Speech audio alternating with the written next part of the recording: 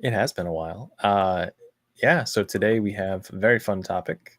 We're talking about the CAP white paper. Koinos Account Protocol, not address protocol, not KNS or name service. And we'll go through actually exactly why through the white paper why we're calling account service. This won't be a full read through.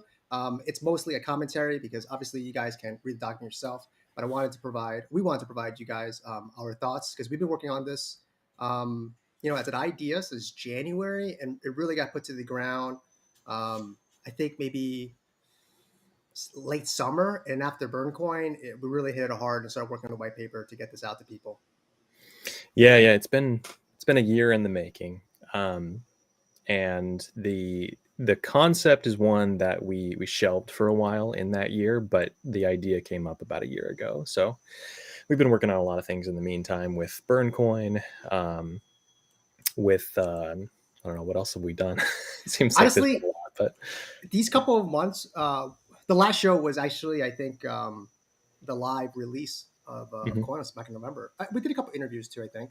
Yep, But what's really gone on the last couple of days, months, has really been just getting people into the community, making sure the claims are working, helping people set up nodes. There was a lot of just like grunty work that was necessary to help distribute some of this stuff. I mean, look at Airbnb and Uber in their first few years, right? It was a yep. lot of creative boots in the ground. Everybody was working towards things to get the mission accomplished. So I think we're at a point now where the community's really good at helping people get claims done and nodes started and troubleshooting things. So I'm really happy where it's been right now.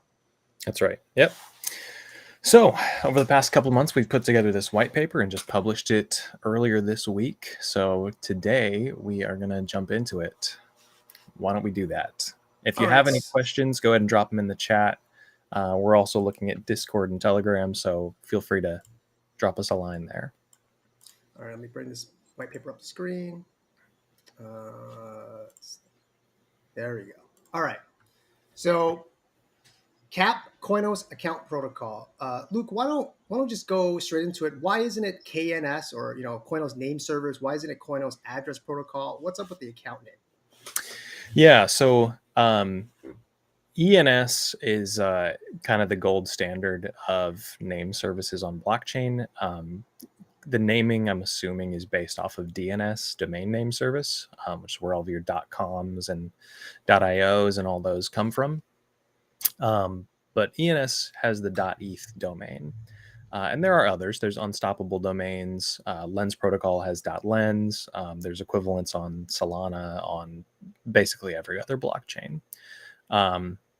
But initially, when I first put out the idea, CAP, I liked the acronym because it rolls off the tongue. You could say CAP. It was initially going to be Koinos Address Protocol, as a mapping from names to addresses. And I wanted it to be a protocol initially because I wanted to have that prefix of cap : / which establishes the context for any top level account. So where Ethereum is just the .eth, we wanted to enable having whatever you want and have it still be unique in its own namespace. So that way we're not conflicting with all the other blockchains and with you know Other name ENS with services. domain names. If somebody wanted to get a com top level account and issue .coms on CAP, you could, and it would just be, you'd have to prefix it with that CAP : / for it to make sense and actually resolve to the correct thing. So we iterated on that basic concept a few times, and we landed on the idea that it's more than names, it's more than addresses, it's accounts. And so an account, when you're coming from services, outside of blockchain, at least in my mind, typically means more than just, your wallet. It's like your savings account and your checking account rolled into one when you're looking at a bank. It's all of your account security features when you're on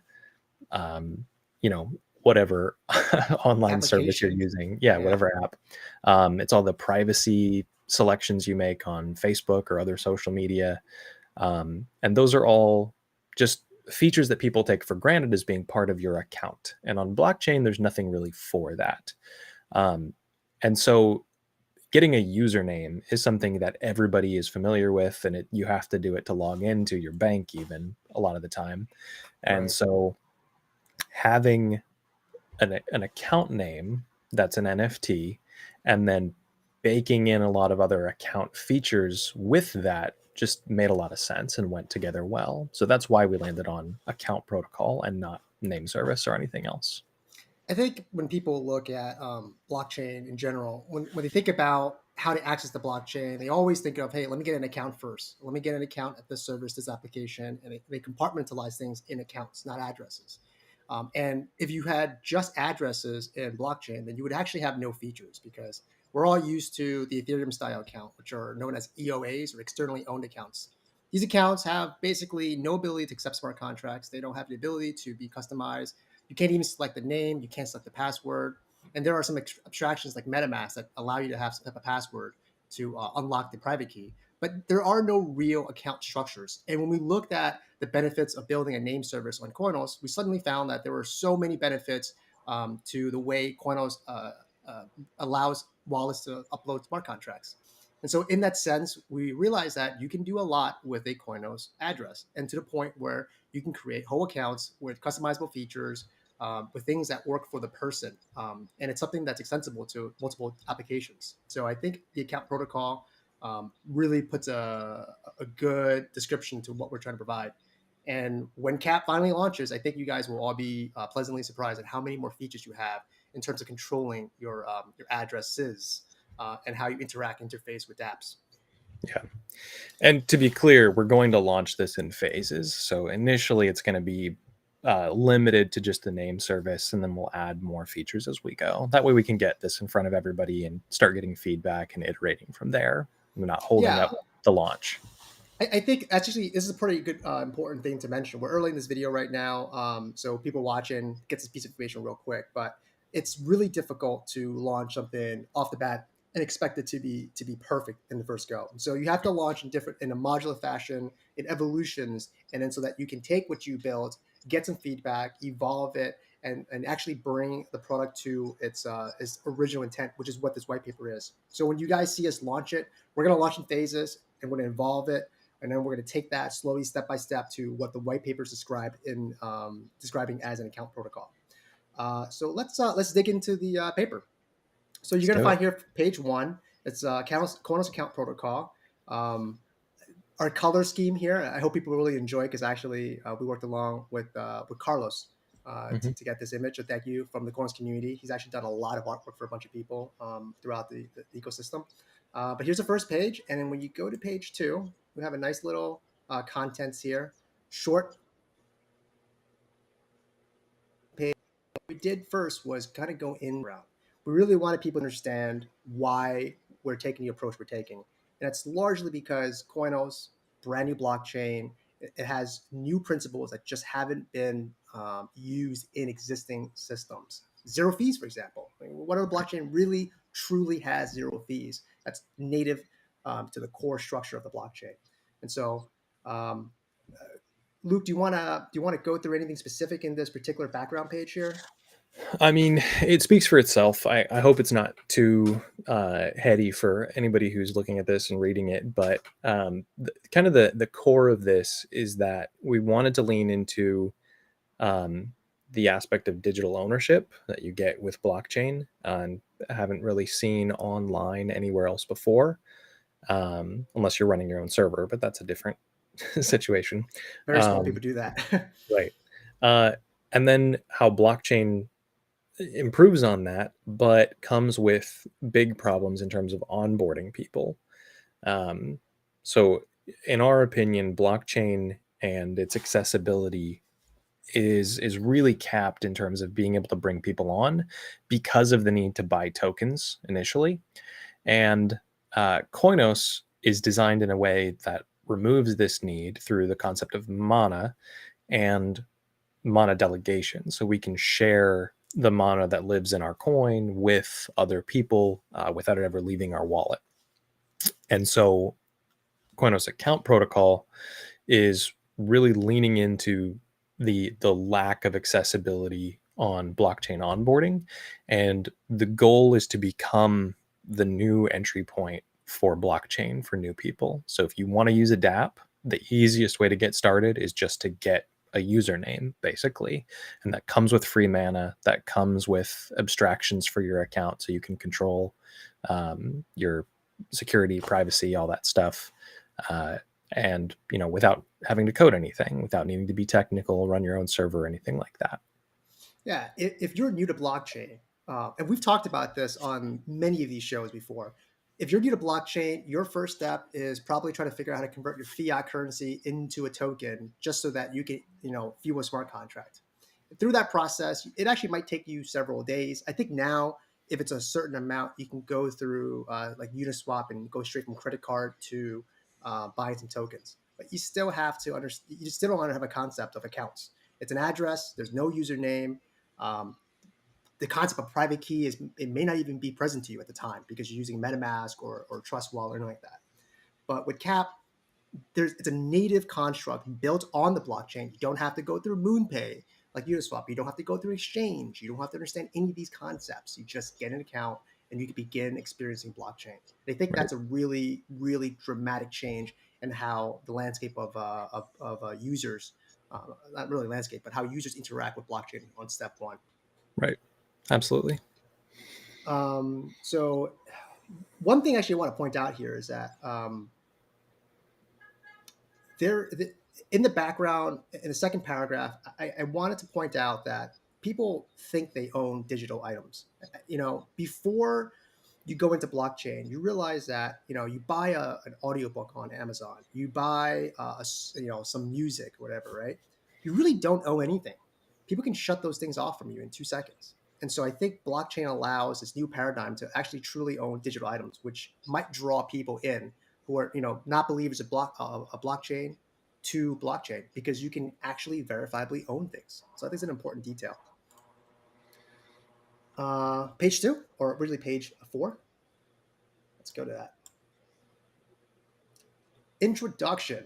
Um, the introduction of this white paper points out three extremely clear objectives, to the point where we call them pillars. And Luke, I think you wrote a whole email in your CoinPress email list on this one. I did, yeah. So the three pillars of CAP are, we've kind of danced around them, but we'll lay them out here. The ability to choose names, so that's the NFT name service. Abstracting accounts, so that's basically the ability to upload smart contracts and configure rules for your wallet without needing to code anything. And then tokenless access, or free mana. So that's where we're using the pooled coin that we're collecting through CAP name sales to fuel free blockchain usage for anybody who has an account. Yeah, we're going to get deeper into each of these items. How we're going to provide tokenless access, exactly what kind of, or how we're going to do account abstractions. We'll go into that. But I think owning named accounts is a construct that people, honestly, if you're in blockchain, you have experience with. If you're not in blockchain, you just expect it. You expect to be able to choose your name. And so having no name services up until ENS was created, which was I think 2017, was kind of crazy if you think about it from the outside perspective. You couldn't own a name. That is crazy, crazy. I mean, how long is a Koinos address? 20 plus characters. Yeah, yeah. It's not very accessible to use the account. And I actually learned um, recently that there's a new attack that people are doing on MetaMask, Mm. where I think it's called the poison pill, where they insert like a free transaction in your wallet with an address that's really close to another address of yours, where it like matches the first few characters and the last few characters, Oh, and they just hope that you don't actually check every character. yeah. Well, you can actually mine for addresses. And so you Right. can input the first four and the last four, which is typically what you see, which is Hmm. typically also what I use to verify. Right. And if you can mine the first four and the last four, then everything in between is random. And you could spend, a day, perhaps a high value target, and you could mimic one of their accounts and do this. Right. So you would Yeah. spend 2 or 3 days mining that address and trying to spoof them. That's pretty wild. Yeah. Yeah, and there's things you can do to work around that. We're as part of CAP, we're going to be creating tooling for adapts to be able to integrate with CAP, the monopaying and displaying your username and all those things very easily. So having basically like an account, connect to your wallet kind of button where it shows a portion of your address, an identicon, which is basically like a visual hash of the actual address, and your preferred CAP name if you have an account. So something along those lines, I think, will be very useful for people to just drop into their apps. And you should have a consistent visual way across the Koinos ecosystem eventually to ensure that you're using the right wallet, basically. So with this introduction, we talked about the three basic pillars, the offerings of what you get with a CAP account. We also highlight a new item which isn't available on ENS or Unstoppable or Lens. It's a concept of a top level account, which is very similar to a top level domain. So Right. as Luke alluded to, you can create any top level name you want on Koinos. There's going to be a cost, and that cost is going to be burning the native token for Koinos Account Protocol, which is the CAP token. So you have to destroy some of those tokens in order to create a TLA, which means that TLAs are capped by how much CAP there is. Yeah. Which again we'll go into a little deeper, but you can basically choose any TLA you want, any name you want, and there's a couple examples here where we kind of go through a typical CAP address and a typical a custom TLA address here as well. Right. Yeah. And so there's going to be the .coin TLA is going to be owned by the CAP protocol, and that will um, it'll allow people to register, qui.coin or any other name under that .coin domain. And then if I wanted to get CoinPress, I could do that, and I could either choose to sell additional names underneath that, or just use it to issue names to my own wallets, or have it built into my DApp for governance naming purposes or something like that. So there's a lot of different ways that you could use these. And it's very flexible because it comes with all of the resolution and registry services that you have with CAP. So if you're looking to do things like sell names under a new crypto or whatever, you could do that. If you want to use it just to give away free names as part of your game, you could do that too. So lots of things you can do there. Yeah, especially if you want to manage your own TLA. Say you have a game DApp or an NFT, you can get your own TLA top level account and then issue sub accounts completely separate from the CAP, uh, which eventually be the CAP DAO, but the dot coin TLA completely separate from it. You can issue them for free. It's completely your own construct. All you have to do is burn the appropriate amount of CAP tokens in order to create that TLA, and then you have to deal with the whole bidding process, which again we'll go into in this white paper. Yep. All right, so let's move on to page 5. All right, selecting a name.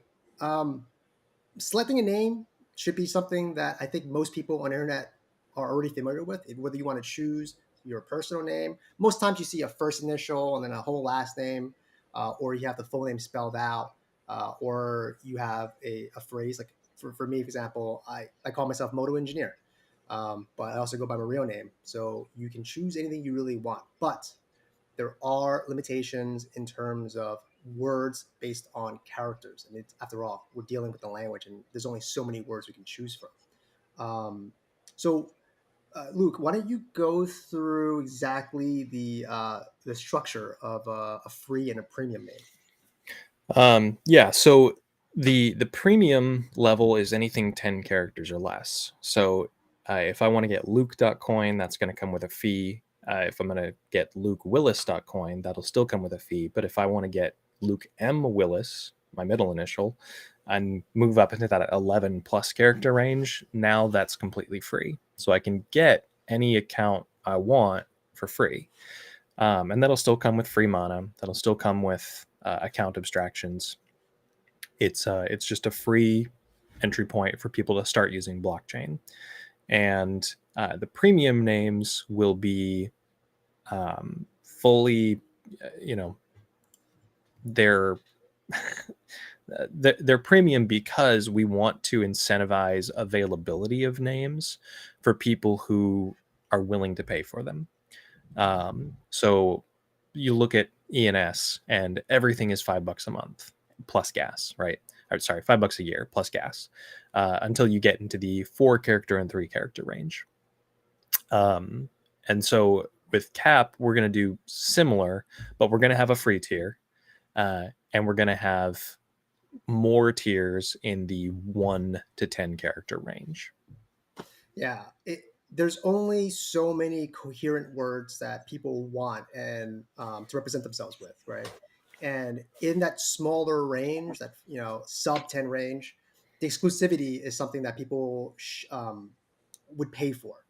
Right. Outside of the 10 character range, which we did a quick study on names, basically looking at usernames, looking at people's real names, potentially what they would use for an actual email address or something like that. It turns out that when you get past 10 characters, uh, you suddenly open up the door for phrases, words. And these are where most people's usernames lie.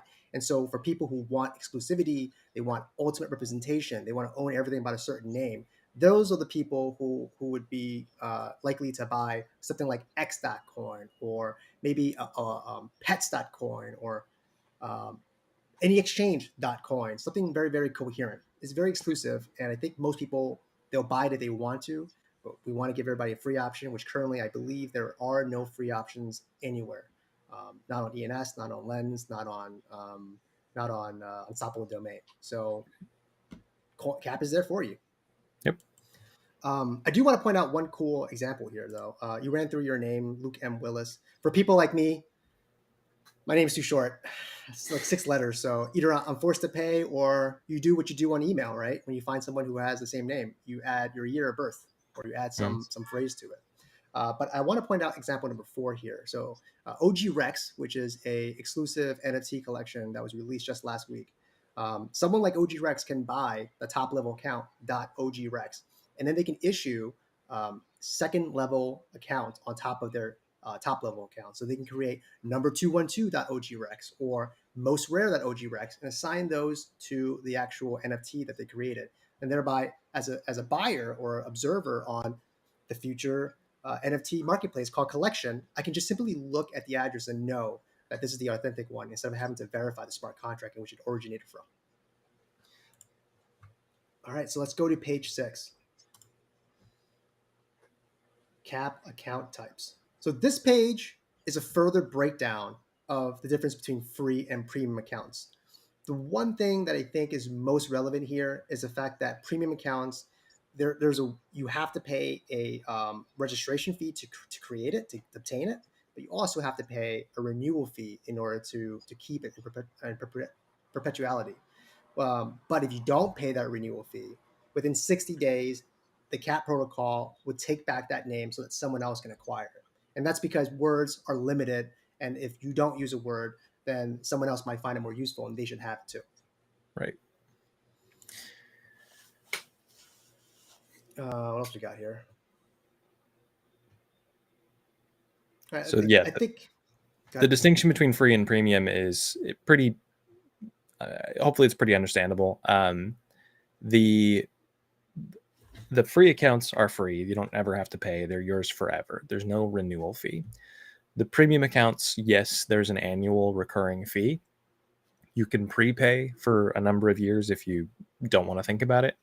And then there's a CAP token that will be airdropped to people who buy premium names later. right. And that's important because we're not doing an IDO. We're not selling this token before we have a product. We are selling you the actual names and you're getting these tokens for free. We're not making any claims about the value of these tokens. We don't know what they're going to be worth to people over time. The only thing that we can say is that the utility they provide is one, being able to vote in governance of the CAP protocol, and the ability to burn those cap tokens to get top level accounts. So if you want a top level account, you either need to acquire your own cap tokens, through the airdrop function of buying premium names, or buying them on DEX, or going and what am I trying to say? You can either get it through airdrop, or eventually you may end up finding it on an exchange like Right. CoinDX. Yeah. And it's possible that we would, depending on your use case and why you're looking for cap tokens, the DAO could give you a grant for a certain number of cap tokens. Right, and that's built in. Again, another item we'll talk about in the tokenomics section and DAO section. But it's important that people understand only premium accounts get the airdrop. So when you're getting an NFT name, when we launch CAP, you'll be able to buy a premium name, and the premium nature of it is just the length of the name. And so when you think about whether or not it's worth it to you, think about whether or not you want to be represented with that name, and that's the value you get early on. And over time, we're going to start deploying all of the account abstractions, the free mana, and then you'll find that you get more and more value over time. Right. So let's move on to the next page. Cap account times continue. So this one, we talk more about TLAs. TLAs, it's an interesting use case because I don't know why ENS doesn't allow additional top levels to be created. They're pretty stuck on ENS. I mean, .eth. Yeah. I did some research on this. The ENS protocol is really keen on integrating with DNS. They want to be part of like the normal name service of the internet. And so their goal there is that if you type whatever .eth into your browser, it would resolve using the blockchain, but also DNS. So it's an interesting goal that they have. I don't know if it's going to pan out for them, because that's a lot of overhead, a lot of cost, a lot of bureaucracy, red tape to cut through to get to that point. If they're able to pave that way, we may later decide to pursue that for .coin. But the goal of having the cap prefix is so that we can allow permissionless creation of other top level accounts without conflicting with the public namespace. So we're restricting ourselves to this prefix so that there's a clear distinction, and we can use our space with this cap : / however we want without worrying about conflicting. And then later, if we wanted to break a piece of it out, like .coin, that's something that we could do without impacting the broader domain space. I think there's also another service. Correct me if I'm wrong on this one, but even if .eth or ENS did not integrate with the existing DNS namespace, there's also the limo service that they created, which Right. allows the .eth names to be brought to Web 2 through what they call limo.eth, I believe. Yeah. So if I had luke.eth, which I don't, I could go to luke.eth.limo, or luke.eth.link is another one, but that's a centralized service. So when you go to luke.eth.limo, it resolves to the data on the blockchain and then displays like a profile page or whatever it is that you have it linked to. So I think vitalik.eth.limo directs to his blog, I think. And then if you were to go to somebody else's, it might just show like their NFT avatar and social links that they put on the blockchain. So there's multiple solutions to what they're trying to achieve with integration with DNS. And I think we've talked a little bit about limo services and how we can bring that, but that's a later phase of CAP, and we'll get to that point, and we'll tell you exactly how we'll do that. There is an example here I kind of want to go through though. So if you get a TLA, one problem is that we have in blockchain, you see this all the time, people trying to benefit by squatting on names, right? And so imagine you can get the TLA dot Coinbase, right? Coinbase comes in and wants to buy it, but someone else already bought it. What do they do? The only option they have and this is common in existing DNS namespace as well. The only thing they can do is contact the owner and attempt to negotiate a price for it. Right? It's off. It's completely off the record, and basically the owner of that named account can charge whatever price they want. Right. And all they have to do is basically buy the name and sit on it. There's no real cost to them. And so if you look at Vitalik's blog, which we actually linked up here, it's vitalik.ca general, and he posted about September 9th and talked about ENS. And he talked about unstoppable domains as well, which, if you don't know, unstoppable domains allows you to buy a named account for the rest of your life, paying one fee. And so the problem is squatting. And what Vitalik suggested was something that we really thought about, and we found that it would really make sense in TLA, where you buy the TLA, so you burn some CAP tokens, you acquire TLA, and then if somebody says that, well, you're not bringing value to that name, they're going to be able to on-chain bid for that TLA. And what's going to happen is that if you reject the bid because it's too low, you now have to pay a annual registration fee for that TLA. So you start off not having one, and the moment a bid comes in, if you reject it, then you have to pay a registration fee that's equal to 1% of that bid. And it happens each time you have a higher and higher bid. Now, some people may think that this is just going to cause grief to the owner, but the reality is that if I'm bidding on that name, I have to put the tokens into an escrow account. And so I'm actually bidding on a real name. And quite frankly, if people, get a CAP TLA and then they find that they're working on creating a business around this name, but someone comes in and bids $1 million, well, that person just burned whatever amount of CAP, and they have an offer for $1 million, which, quite frankly, a lot of businesses have to work really hard to get to that point. And so you can just sell the TLA and change your name, because reality is that the name isn't what defines your business. It's the work you put into it, the value, your customers. Just because a name changes doesn't mean anything. Like at Facebook, it became Meta. Is it any different, really? It isn't. So we feel like this bid system is really good for TLAs. And there's been some commentary actually in Telegram and in Discord about bringing that same bidding system into the .coin namespace. These are great ideas that the community's brought, and we're going to think about it. And if we have to, we'll revise it. Again, this white paper is an idea, and we'll continuously improve it to make sure that the product is what customers actually want. Yeah, and I do want to comment on that. The reason we didn't put the bidding mechanism on .coin names is because .coin is really intended to be for individuals, people who want to own their identity. They want a username on the Koinos blockchain. And for that, you don't really want to lose that, at least in my opinion. I mean, this is just theory, right? And once we get into this, we may discover that it doesn't matter, and people are fine with having bids, and they want bids on their account names.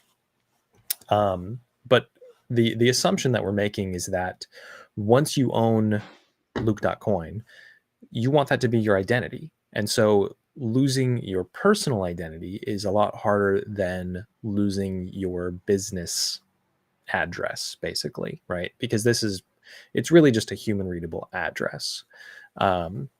So having, if you have a top level account, that's really designed for businesses, for applications, and broader applications. And maybe you're using it as a top level account to issue and sell other subdomains. And in that case, there would be rules baked into the top level account that prevent the buyer from just destroying everybody's names that they bought and that kind of thing. So we're going to make sure that it's designed well so that in the case of a transfer of a top level account, they can't just go through and wreck everybody who's invested in that. It'll either be they're taking control of that business, depending on the nature of the business, or they're just taking control of the name, and the business, the application, can actually just get a new name. Yeah, or you're a straight baller and you want to own your name. Like I could buy .qui and issue anything I want on it. So Right. Not only just businesses, but also to a very small extent, people who really, really, really want to own everything about it. We're giving you that option. Any other comments on this page? We're going to move on. Did we get into the bid, like the actual numbers on this a little bit? No, actually, yeah. Let's go into that number a little Okay, bit. Why don't you do that? let's give a quick breakdown. I'll do this Yeah. in 2 minutes. So basically, when you get a bid on a top level account, uh, that creates an annual fee for the top level account. So if your top level account got a bid of $100,000, then 1% of that would be your new annual fee, $1,000. So whenever you get a bid, the person who's making the bid has to actually deposit their tokens for the bid on the contract. And then you have to decide whether to accept it and give away your NFT and take those tokens out, or reject it. And by default, you'll reject it. So you can expect that um, the you won't have to worry about the annual fee unless you choose to reject. Then you have to decide how you're going to pay for it. Um, so 1% is a really low level where uh, we believe that if somebody comes in and bids, $100, $1 a year is nothing. $1,000, $10 a year, not that much. So it's really once you get into meaningful amounts of money as bids that your annual fee starts to become meaningful.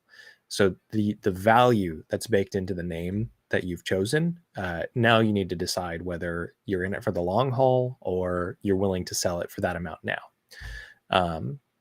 So it's that 1% level. Now, there is a cap each year. So initially, you just burn your cap tokens, you get the NFT, there's no annual fee. The maximum that your fee can go up to in a 1 year time frame is $1,000. So if you own it for 10 years and nobody bids on it, it's free. Then somebody comes in and bids $500,000. Well, that first year after that bid of 500,000, assuming you reject the bid, now your fee is $1,000. So that's the cap the first year. And then the second year, that can double. So the number that we're working toward is $5,000. That's 1% of the bid that you received. So it starts as $1,000. The next year it doubles to 2,000. The next year it doubles to 4,000, and then after that it goes up to 5,000. So then if somebody came in before it got to that 5,000 number and bid $800,000, then it would go from $4,000 to $8,000. Right. Similarly, if somebody bids $500,000 and you accept the bid, then they take control of it and their fee is automatically $5,000. So it starts at that level because that's 1% of the bid that they made. I think if you really think about it that way, then it's really hard for someone to actually cause griefing Yep. onto another user because they're at a loss. You're putting real money on the line, and so you can't just go ahead and bid on. It's not like eBay in 1998 where you can just bid and retract things, right? You're Right. putting real money into an escrow account, and you will lose that money if the bid is accepted. So you really have to be Right. careful with this one, and I think that you're not going to find much griefing practices through the system. Yeah. All right, let's move on to page 8. Tokenist access. This has been something that, man, I think everybody has thought about some way to share mana because this is the golden goose egg of Yeah. blockchain, right? Giving access to people without buying tokens. Mm-hmm. Why don't you start with this one? Because I'll um, go talking for forever on this one. yeah. So, I mean, the diagram on the right, I think, says it all. Worth reading through this, but really, the coin treasury that's owned by CAP will continue to grow over time through premium annual renewal costs and new registrations. And so, as that CAP treasury grows, there's going to be a lot of mana in this pool. And so, rather than just making this like a token or rather a pool of coin that we distribute to CAP holders or something like that, we wanted to use that pool as a means to give people tokenless access to dApps. So the way this works on Koinos is that the treasury will sit in an account where the wallet has a contract uploaded that authorizes anyone with a .coin name to set the treasury as the payer. Somewhat technical there, but basically what that means is that if you own a .coin account, even if you don't have any coin, you go and use a dApp directly, and the dApp will be set up to use KAP as the payer for the transactions. So just by using your .coin account with the dApp, automatically things are paid for you. So you have access to a certain level of service on the blockchain without needing to worry about where, how much money it's going to cost you in gas to do the thing, or even, whether your tokens are locking or unlocking, because it's all in the treasury. So as we collect fees from .coin, that goes into the treasury pays mana, everyone can use dApps, everybody's happy. Now, there may come a time when demand for mana exceeds what we have in the pool. When that happens, we want to open up the pool for depositors. So we want to give anybody who in the ecosystem holds coin and wants to contribute to free access for people with .coin, they can stake their coin in this pool. And then at that point, we would introduce inflation of the KAP token. And at this point, we'd be a DAO, and this would all be subject to review and decision by the DAO. But we would incentivize depositors to put their coin in the treasury for a certain amount of time, and then that would increase the amount of mana we have to give out to people. And then as a result of that, you would earn KAP tokens and potentially a percentage of the fees from premium .coin accounts. So again, this is going to be, we expect this to be later on down the road when mana is in high demand and we're already a DAO. So the rules on this could change, but this is the concept that we're putting forward as kind of our gold standard for where we think this should go. Yeah, one thing I want to point out is all of the ideas that people have in distributing mana, they have one issue, and it's the free rider problem, where everyone wants to give their mana to somebody, but the moment that the mana becomes high demand, people are going to pull back that coin and they're saying, well, because there's more demand than what there actually is supply, there's a way to make money from this one. And the second that happens, and I assume that it will happen because Koinos is accessible, and if you want the promise of blockchain, then you're probably going to go to the easiest place to get it, which hopefully is KAP on the Koinos blockchain. So at that point, you have to figure out how to incentivize people to deposit the coin into a public pool, because whales, if you got 1 million coin, if you have 10,000 coin, even 5,000 coin, you probably can't use that much mana.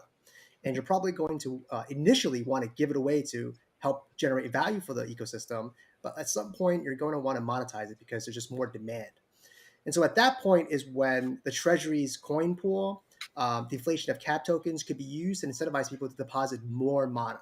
And the way I think about it is that if you look at mining, you get about 4% for depositing your coin there. Well, if you do that though, you get locked into VHP tokens, which means that you don't have liquidity in coin, you have liquidity in VHP.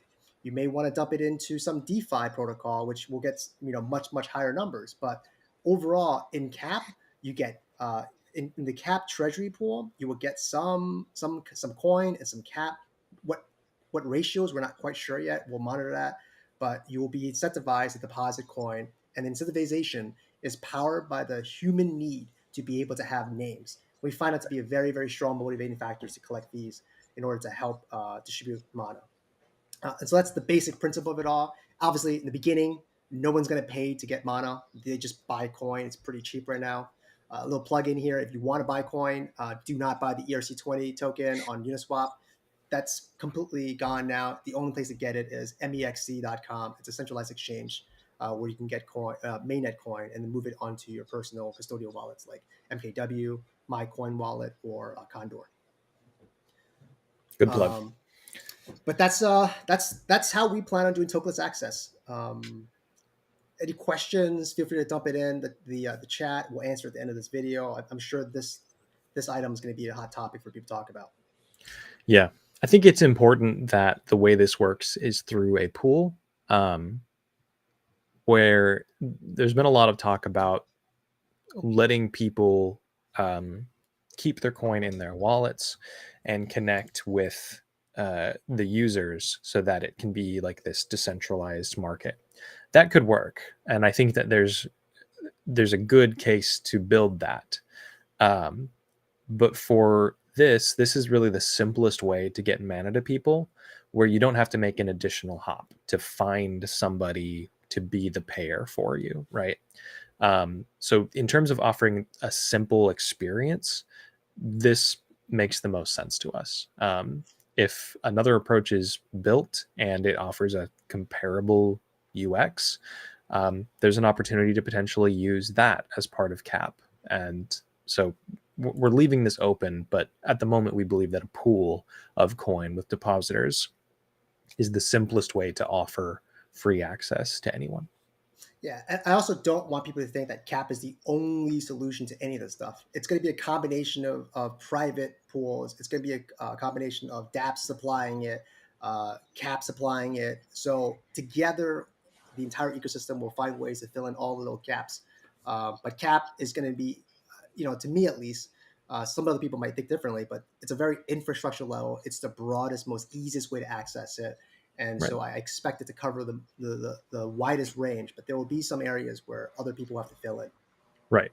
Yeah. And if you're looking to use the blockchain, nothing beats having your own coin. Um, Close second would be having a friend with deep pockets. But uh, in order to use the blockchain and have growth exceed current levels, bringing in people who've never used blockchain before, it has to be something where you don't need to know anybody. You just set up an account, you use it, you're done. Step one: get a CAP Yep. account, and you're off, to races. Yep. All right. Next page. Account abstraction. This is the juicy one.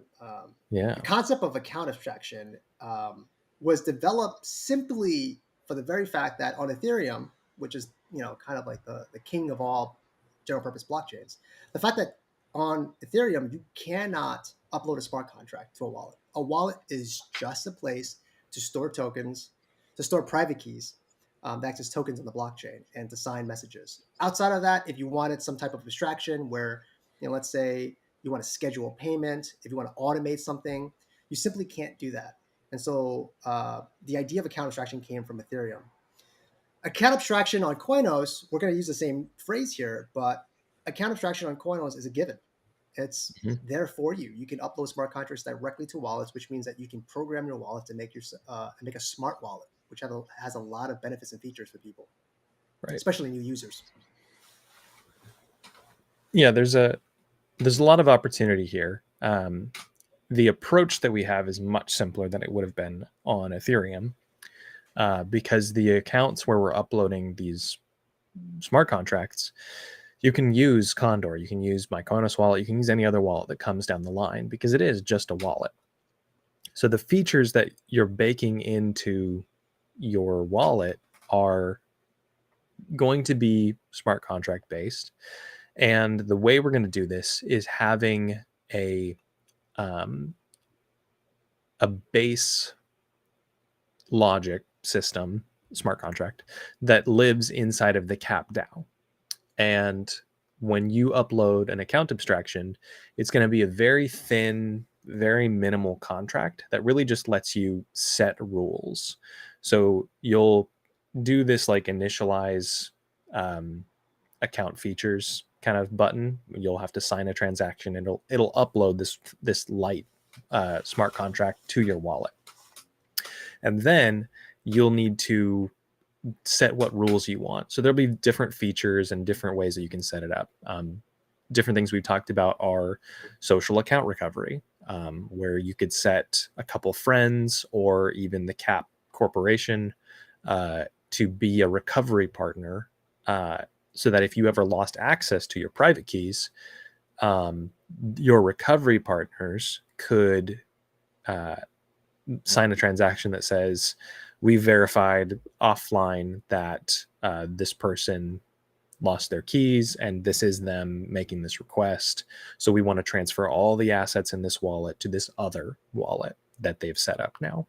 So something along those lines allows you to get your tokens back if you're accumulating tokens without, if you lose your keys, you're still okay. Now, if somebody steals your keys, that's a different story. For that, we're looking at allowing for vaults, which is another kind of account abstraction, which is basically just a contract that requires a time delay for anything you want to do. So you stick your coin in there, you stick your NFTs in there, whatever. And then if you want to pull anything out, you have to say, I intend to pull out my OG Rex, and you you put that in there, and then it takes a week or 3 days or whatever you configure it to be before you can actually do that transfer. So now, if somebody steals your keys, then uh, they can come in and they say, "I'm going to withdraw your money in a week," and now you have a week to say, "No, you can't do that." Now, where you go from there, there's a lot of different schemes for how to recover your funds, basically with multi-sig or social account recovery again, or different tools to get your tokens out, even though you've lost the main keys. So we're looking at vaults, we're looking at social account recovery. There's a concept of wills, where if you never interact with the blockchain for a year or longer, or however you set it up, then all of your tokens get transferred to beneficiaries, whether that's your spouse or a friend or whatever. You basically just say, I'm probably dead and I don't want these tokens to die with me, so I'll send them wherever it is they need to go. And then the last one, which I think is really cool for Koinos in particular, is the concept of mana delegation. So if you have your own coin, then controlling who has access to that mana, whether that's your own wallet or a friend, that's a little bit tricky because you have to upload a smart contract to do it. So we want to have, as part of this account abstraction, the ability to delegate your own mana to your friends or to another wallet. Now, if you're using mana from KAP, we still want you to be able to set up friends, or at least your own wallets. The intention is your own wallets, to use the blockchain without an account on behalf of your main account. So if I have Luke.coin, I can still set up another wallet with nothing in it. It's completely empty, no NFTs, no tokens, and I can still use that to use the blockchain without even risking my Luke.coin name.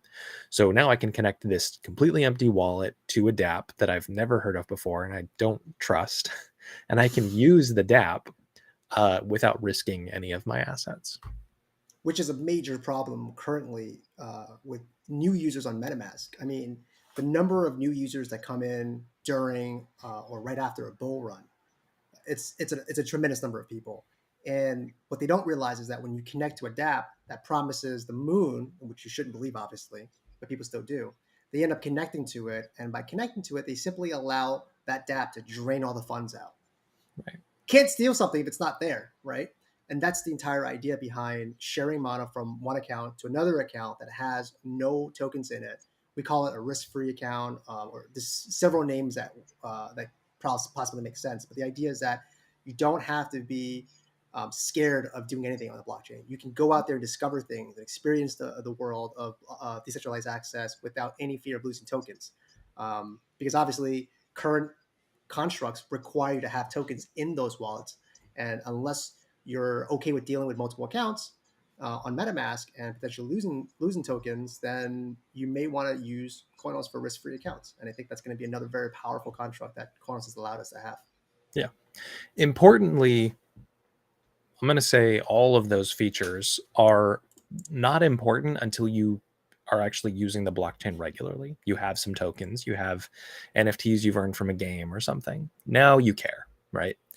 So people who are coming in and getting a free account and just using the blockchain, they don't have to worry about any of this. It's only at the point where you have some assets or are just concerned with your privacy, security, whatever. Now you can start caring. Now you can go through the process of initializing these features and setting them up for your account. And the goal is to have good, intelligent defaults for these things, so you don't have to go through form hell of making all these selections.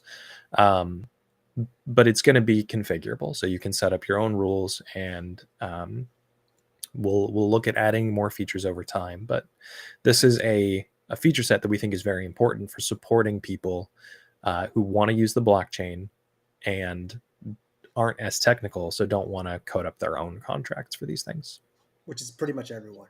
Right. Next page. Sustainability. I don't think it's. I think we talked about this a lot already.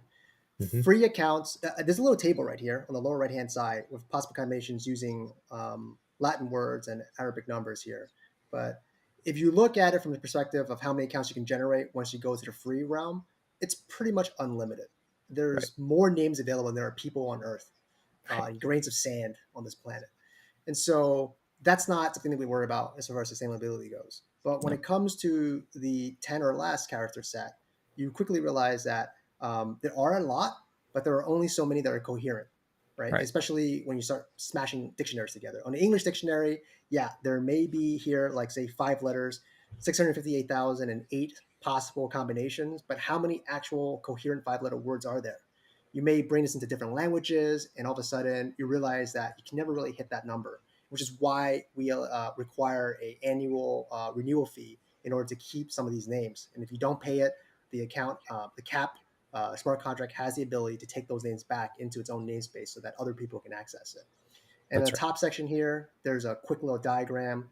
Premium accounts can go in and out of the namespace based on the renewal fee. Free accounts can only ever leave the namespace because once you have it, you keep it forever. And then custom, top level accounts, those can also come in and out of the namespace. That's right. Yep. Do we want to get into pricing specifics at this point, or do we want to hold off on that? I would actually, I would hold off on it, but I would ask the community to tell us what you think about the pricing structure. Look at ENS. ENS names are typically $15. Gas fees and all this stuff baked in. It's like $5 plus gas fees multiple times, but it's about $15. And then when you get into the specialized names of 4 characters, it goes to a couple $100. Um, I think it's I'm probably going to get these numbers wrong, but it's like 120, $125 for the 4 character, and then it's either like 300 something or 600 something for the 3 characters. I believe it's about $300 or something like that. Okay. But there's a lot more resolution in CAP, and the mere fact that you have the ability to get a free account is why some of these upper tiers are going to be priced a lot higher, just because we're going to allow resolution down to 1 character, which is not available on any of these other name services. Yeah. But that's sustainability. It's all created with sustainability in mind. Just go to the next page. DAO governance. If you're familiar with Coin, I feel like DAO governance is pretty simple. Yeah. There's not a whole lot to say here. It's a typical stake weighted DAO. Anybody can submit a proposal. The voting period will be however long. I think we 2 said weeks, I think we put 2 week here. voting period. So if it passes the vote, then your proposal gets implemented. So typically, same as anywhere else, if you want to make a proposal, just dropping it on the blockchain and hoping that people vote for it, it's not a very good Yeah. approach. You want to talk about it with people and say, this is what we're doing, this is why we're doing it, and get buy-in before you even build it. So yeah, it's a pretty basic setup. CAP token holders will be responsible for voting and will require a minimum quorum of 25%. So not everybody has to turn up to vote, but we need at least a pretty decent turnout so that we can have a trustworthy vote. Yeah. Yeah. The one thing I want to point out though, at launch, the DAO will not exist yet, and for Right. a lot of reasons. For the first reason is because the CAP token hasn't been distributed yet. So if people Right. don't hold tokens, there's no DAO. Second, because we plan on phasing the launch into different evolutions, we're going to launch CAP with a multi-sig first, and that way we can get everything set up, we can upgrade through process, and we can also get feedback from DApp developers and kind of adjust things as necessary, and we won't have to go through a governance vote. So it'll be multi-sig. The keys will likely be held by Luke, myself, other notable community members, and you'll find that this launch method was also done by many applications or decentralized applications on Ethereum, including ENS. It's Right. just the easiest way for us to continuously improve CAP to the point where we're reaching our goals. Right. And this will allow us to move faster as well, because having it be multi-sig initially, we won't have to go through a voting period to make upgrades. Um, and in the event that there's an issue early on, um, or even if we're just releasing things very frequently, then this allows us to move quickly. And then once things stabilize and we have good recurring revenue, then we'll look at doing the airdrop, releasing, making it all controlled by the DAO. So that's where we're headed. All right, getting close to the end here. Got a couple more slides here. Tokenomics, probably what most users will look at before looking at all the other features. But we've got a pretty fair tokenomic system here, I believe. The founders, Luke and I, we reserve 15 million CAP tokens for ourselves, but it's not just for us. If we want to bring on more team members as CAP grows, we'll be looking at using that supply to help incentivize our own growth as the Right. CAP corporation. There's also Yeah. And 25 million. Go ahead. we may use some of that early on to fund development, either bringing in new people or just basically paying ourselves salaries or something like that. So Right. we'll figure out how to do that. Obviously, we want to keep our CAP tokens as much as possible, but Yeah. if we need to sell them, we need to sell them, right? Right. Yeah. We also have 25 million CAP, which is specifically reserved for the DAO. And it's so that DAO has some funds to decide what they want to do with it. It's mostly to encourage growth of the DAO, of the CAP ecosystem, and how the DAO sees fits. Or really, not just the DAO, but how the users see fit. If the users want a certain function, and they have certain members inside that group that want to build it and present it to the DAO governance for voting and inclusion into the smart contract, then certainly the DAO has the ability to use some of this allocated tokens in order to fund it. Right. And then lastly, we have the bulk of these tokens, 60 million CAP tokens, specifically reserved for airdrops. We're not going to present the airdrop schedule now because we're still trying to get the pricing structure right. Remember that only premium accounts get CAP airdrops. And the more exclusive your account that you're buying, the more tokens you'll get, or the more accounts you try to buy, the more CAP you'll get. Right. But these tokens are going to be exclusively for people who own premium accounts. That's right. So in total, that's 100 million CAP. So it kind of matches the original concept of Koinos when they launched on the ERC20. Yeah. And we mentioned inflation earlier. This says 2%. It is initially going to be 0%. So we're not looking to inflate the supply beyond that 100 million until such time that demand for mana grows. So at that point, we would incentivize coin depositors with more CAP tokens. At least that's the plan. Yeah. Again, the DAO has the ability to change this number. It's going to be starting off at 0%. But if the DAO finds that it's growing, if Koinos finds itself growing so rapidly that it needs more funds, they may try to inflate these tokens at a different level or a higher level. So really, it's up to the DAO to decide what that is ultimately. Right. Let's go to next page. All right. So rest of this stuff is glossary. If you have any terms that you're not sure of, go ahead and look at the glossary. It'll help you understand this stuff. But I'm going to close this window out for now, and we'll make some closing statements on this one, and we'll end the show. It's Luke, good anything you talk want to today. say? Yeah, I think. Well, I'm really excited about CAP. I think that this is honestly, it's the culmination of a lot of different ideas. We were originally looking at doing something called monestation, which is a term we use in this white paper, and that was just going to be the free mana aspect alone. And then I also had the idea of the account NFTs. And when we married those two together, it started making more sense because there was a clear revenue source for to fund the free mana. And it made sense because how do you whitelist people to get access to free mana? Give them a name, Right. right?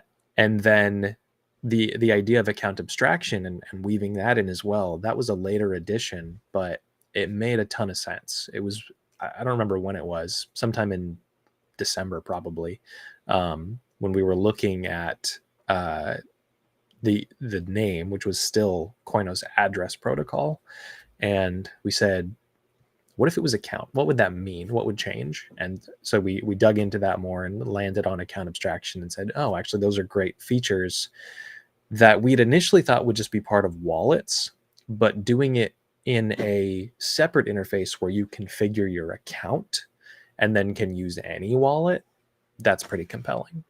So Yeah, Koinos. If you're a developer and you're looking at what blockchain to choose, I strongly suggest you look at Koinos, because when CAP gets released, and we do plan on doing a module release, so you get some basic level access first, and then you get more and more access to free mana and account abstraction. But if you are thinking about developing a dApp, one concern you might have is, how do you get users, right? How do you develop a dApp and get users who are no coiners, people who don't hold tokens, and then it quickly becomes clear that it's not your job as a dApp developer to get people onto blockchain, right? Um, it's the blockchain's job, but that's the classic construct. With CAP, you don't have to worry about any of those things, because if you're creating a dApp, go get a CAP account. Right? It's like getting an email account to access the internet's email, internet messaging. And so it's that level of construct that we're really focusing on CAP. And we think that if people build on Koinos, users can go to CAP, get the account, try out the application, and you're good to go. And I think that's a really powerful thing. And I really hope, I really do think that we'll succeed in this mission, just because how strong Koinos has given us in terms of tooling to do this. yeah, I'm really excited for where we're going from here. Absolutely. So that's about it. I hope you guys take some time out to read the CAP white paper. If any questions, tag us on Twitter at CAP Domains. Tag Luke M. Willis. Tag myself, Kuixihe, which is pronounced Kuisihe, depending if you're American or not, because my name in Chinese is totally different. My mom calls me a whole bunch of other names. I know Andrew calls me Kwai, which is what my mom calls me. Yeah, tag us on Twitter and drop a message on Telegram, Discord, and we'll make sure we answer it. All right. Thanks for your time, everybody. Hope this was helpful.